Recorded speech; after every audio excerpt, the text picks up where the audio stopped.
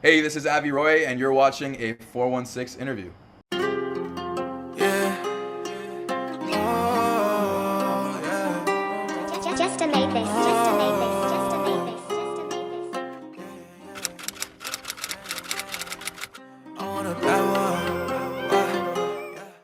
Yeah, so I started making music officially in grade 11. My high school actually had a studio, and it was kind of a bit of just like a off chance like coincidence moment that really sparked it all. And essentially, my friend was in a music class and he had to record something for an assignment. So he played an instrument, and so he asked me to record some backing vocals just because he knew that I could sing. And so we went into the studio at my high school and we recorded some stuff, and it ended up sounding really really cool. So we were just like, you know what, let's do more of this, and that's kind of how it started off, really basically. And then what made me really start doing it, like what inspired me to do it, was honestly the fact that I was having fun. I enjoyed it, and then from there it was just kind of seeing people liking it. I think that was a huge part. Like, dang, like I'm making this for fun, but people are actually liking it. So that was really cool. And yeah, that was in grade 11 when I first started. In terms of me taking it more seriously, it kind of started this year in 2021. And that process kind of started with me buying my own setup. So I've got my own like at-home studio now, so much more accessible to me. And yeah, that's kind of the process of how things kind of got in place. I want a bad one. A bad little baby, a bad little vibe, a bad little mama. Growing up, I loved Drake, The Weeknd, even like Justin Bieber. I always say those three guys are like the inspiration behind my sound, and kind of just always singing along to their music. It was always something I enjoyed doing, and singing was something that I did, to be honest, from a very young age. Never thought of it take like in a serious manner. It was always kind of like a side thing that I do, and but yeah, to answer your question, absolutely, it was always definitely something I loved doing. But I only really started taking it seriously as of late. Ain't nobody to blame. That's just a shame. Don't know how I feel. I've been through change. Need a good bad girl. That's what I'm saying. Say it enough, then baby, I'm staying.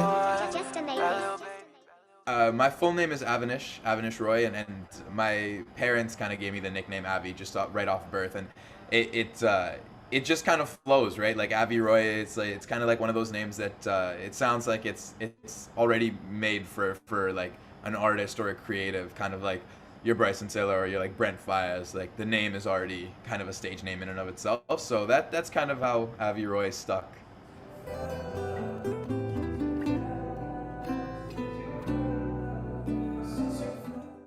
Yeah, so the first ever one was it was in a bit of a smaller space. It was more of like a creative studio that had a recording spot, and as the first ones go, like of course it wasn't the best. Like I think like at this moment in time I'm a lot better at recording and the whole process, but it was a really fun learning experience as well.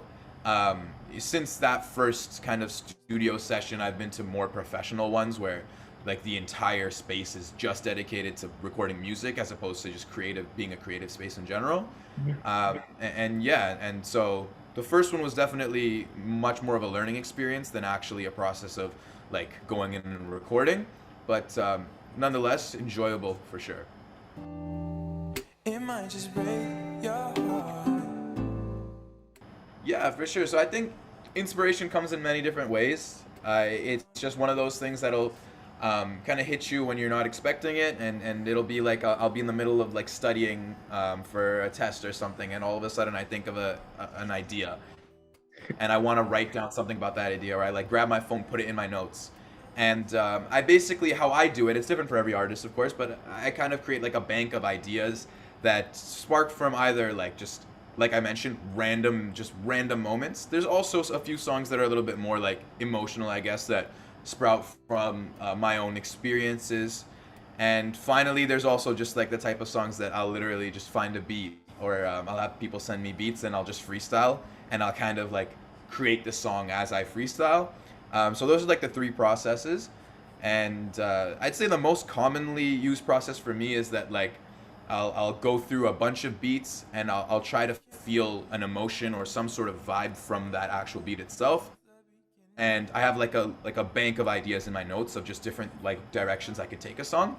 And so I'll look through that like idea bank and I'll see like, okay, these two mesh really well. Let me start trying to make something here. And that's kind of how the process starts. It's really a cool process. So I'm glad I kind of have gotten the hang of things, because in the beginning it's a lot harder to start writing music, and I'd find myself just making terrible songs after terrible songs. And now I'm definitely better, and I feel like, you know, if I put some effort into it, I could definitely make something that I'll enjoy. Girl, I know it's hard to love when you're coming down. Hope you finally get a chance. Ooh, tough one, tough one. I've got a lot of unreleased music right now, and Okay. that's kind of, I'm sitting on like I want to say probably close to 100 unreleased songs, and there's a lot of them that are just different, and I really kind of pride myself on being like multifaceted. There's no one direction or one genre that I want to be put into. I'd like to kind of explore everything and just make what I like. So to answer your question, there's like I would say like three different categories of my favorite songs, and one of the categories is just like my personal favorite for like my own personal reasons, kind of like like the nostalgic feeling to it, or just kind of the feeling from the song itself. And that one I'd say is a song that used to be released before I started taking things professionally. It's called "Fell in Love." Unfortunately, it's not on streaming platforms anymore because like my management team wanted to do a rebranding of my artistry and discography. So we deleted all of my old stuff and kind of started on like a new fresh plate this year. But that is probably my favorite song in terms of like just kind of the value behind it and the meaning. And then the second category of songs that I'll say is probably like I really enjoy acoustics. And so I have a lot of like acoustic songs that I really like, and specifically one of them is called "My Fault," and that one also unreleased.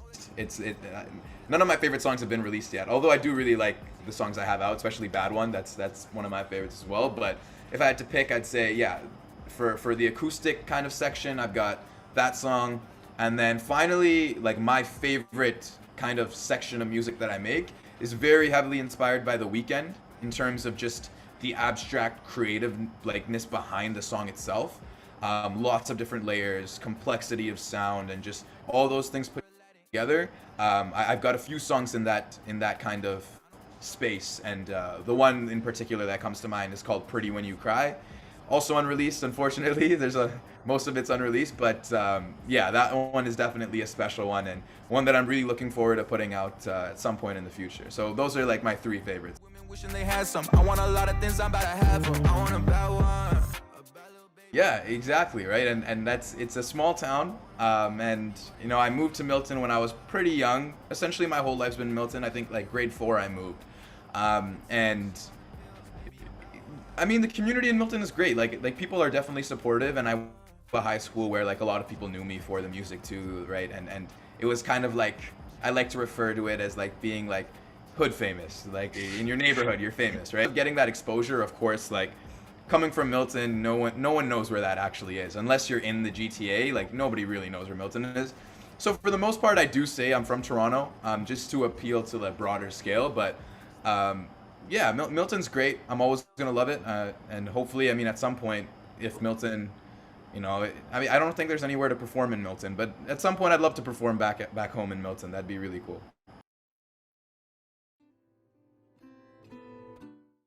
Avi Roy in 5 years. I've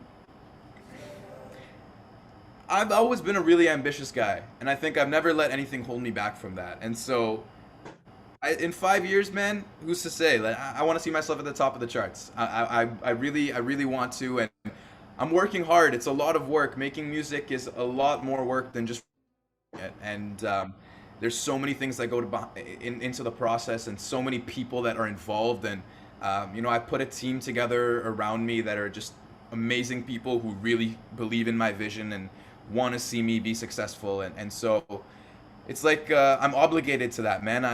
I need to find that success, and in 5 years, 10 years, whenever it takes, however long it takes, you know, the end goal is definitely Avi Roy is a global name, a household name that everybody knows and everybody loves listening to the music. And also, just on the side, like I want to see myself having fun. I think that's such an important part of life, enjoying it, and I'm sure that, you know, by making music and being surrounded by those people that I mentioned, I definitely see myself at least close to that, or trying to achieve that within the next 5 years for sure.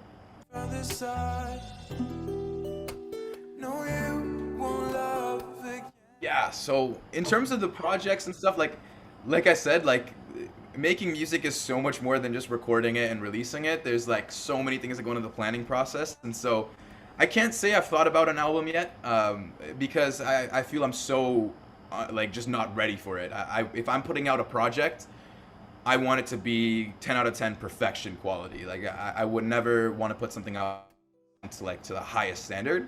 And so right now I'm honestly thinking of still going off some singles. Might do an EP at some point in the future, with just a few songs. And in terms of things to look out for, like I mentioned, I think what is really gonna kind of differentiate me from other artists who are at my level is that creative, complex sound that I've got, that I'm working on right now with. I want to say it's inspired by The Weeknd, but it's definitely Avi Roy's own take on it. And so I don't think that there's other artists out there that have a similar sound to that, or that are going for a similar vibe. And so if there is one thing to look out for, I would definitely say watch out for when I get into my kind of more creative, abstract bag, I guess, so to speak. And so when I'm in that pocket, I think that's when a lot of people will be shocked, I think. Get a chance to love yourself.